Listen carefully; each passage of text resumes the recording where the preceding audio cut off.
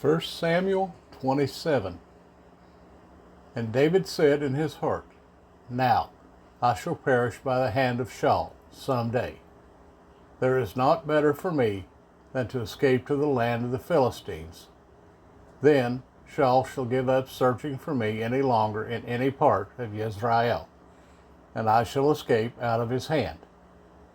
So David rose up and passed over with the 600 men who were with him to Achish, son of Maoch, sovereign of Gath.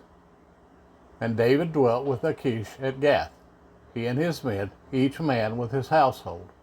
David with his 2 wives, Ahinoam the Jezreelitess, and Abigail the Carmelitess, Nabal's widow. And it was reported to Shaul that David had fled to Gath, so he sought him no more. And David said to Achish, If I have now found favor in your eyes, let them give me a place in some town in the country to dwell there. For why should your servant dwell in the royal city with you? And Achish gave him Ziklag that day. That is why Ziklag has belonged to the sovereigns of Yehudah to this day. And the time that David dwelt in the country of the Philistines came to be 1 year and 4 months.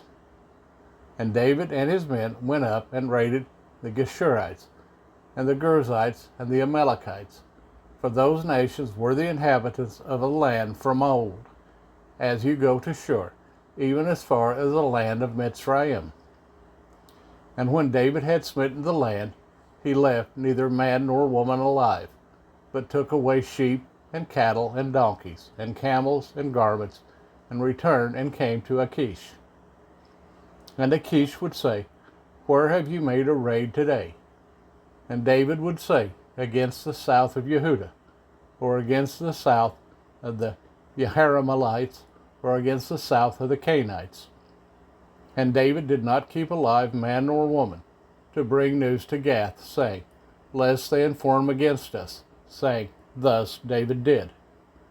And this was his practice all the days that he dwelt in the country of the Philistines.